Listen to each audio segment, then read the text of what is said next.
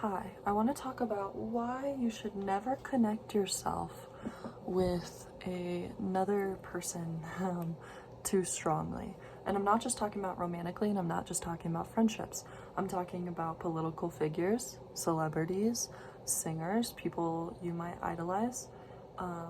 This kind of goes back to the 48 Laws of Power by Robert Greene. He has this one law, I can't remember which number, where he talks about how you should never commit to anyone.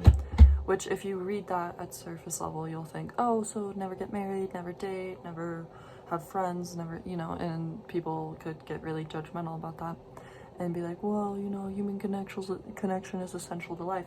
But I interpret that personally as don't ever absorb yourself into the ideas of another person, because people will naturally let you down. People are naturally flawed, and no one is Jesus Christ. So most of us lie, steal, cheat on the regular. I heard humans lie like 7 times a day, even just accidentally. So even if you're trying your best, oh, there's an ant in here. Look. Where did he go? Holy shit. He just teleported the fuck out of here. Anyways, you should never really grow too attached to these other people's perspectives, because oh my goodness, my ADHD just fucked this whole argument. One moment.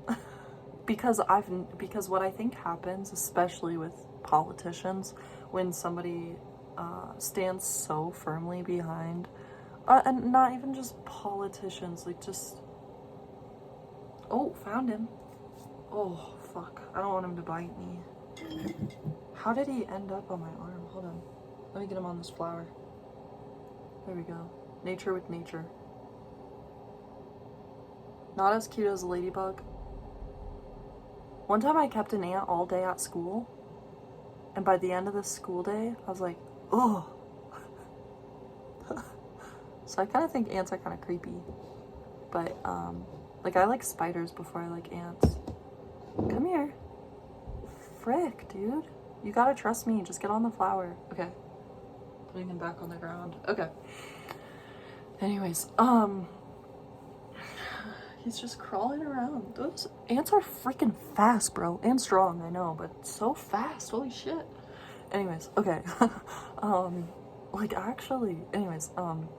Like, for example, if you're somebody who bases your whole career around somebody else's career.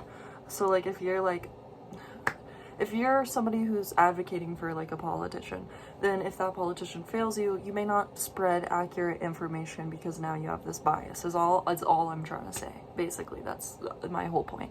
So I think that happens on the regular with all of us. Also, the same can happen if, oh my gosh, I'm like becoming the 48 Laws of Power. Reversal. The same thing can happen if you stand against somebody so strongly too. I think it's very important that you keep a fluid brain, a flexible mindset, that you think about, you always keep a squishiness, because the second you solidify those opinions, even though I agree that some opinions are genuinely better solidified, there are certain things that I believe are absolute truths, which also you could argue against. But that's just my morals. So there are certain things that, for me, I feel like are just completely wrong and I would never justify. And I do believe that there's some sort of solidified... I know a lot of people believe that good and bad is perceived.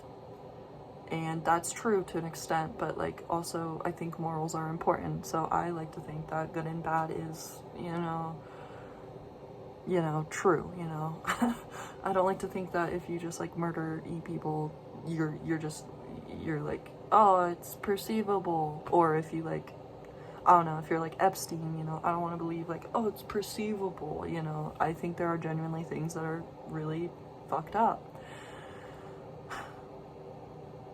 that being said, I just think that you have to maintain an unbiased lens in this world, and not even just in the US, just in general with people and things, because otherwise you might end up accidentally supporting something. I think at the end of the day, just stay true to your morals, I guess, you know, the best you can. Fuck, I wish I could just stretch. Ugh, I wish I could just stretch. You know, I don't know. I'm just noticing this a lot in the world right now. Like, it's like hard to know what to trust, obviously, because people, it's beautiful that people are so loyal. But also, I do question whether that loyalty comes out of genuine loyalty or just like, you know, like sometimes it could be like, oh, I stood by this person, and if I stand against this person, then all my other viewpoints will look like bullcrap. I guess. I hope that makes sense. I'm being so vague. I have a specific example, but I don't want to use that one. But I'm just saying, like, hold on. I don't even know what I'm saying. Saying that whenever you build, like, I think you really want to be careful about, giving your loyalty away to people and things. Because I think it can ultimately weaken your own mindset and perspective on things and steer you away from your own morals. And I think at the end of the day, just write it down. Write down what's important to you. What are your core values? And return to that list in moments where leadership seems weird, or where maybe even just in personal relationships something feels weird. You know, it's very important to just continue to be adaptive and flexible and have a brain that's willing to receive information, not block it off. Always ask questions.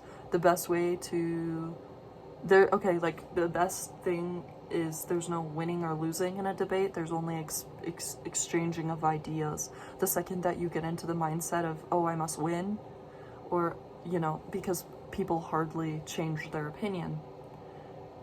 It's very important that if you want to change someone's opinion, right, which good luck, you have to kind of not state your opinion so assertively, you know, because you are still stating an opinion, you know, so even if you firmly believe in something, you have to kind of help the other person come to that conclusion rather than just state it out loud to them.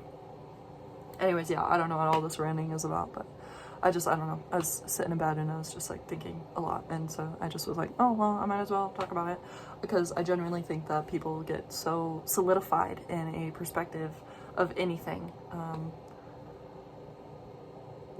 because they commit to a certain thing, and it's like, you should just, I don't know, fuck.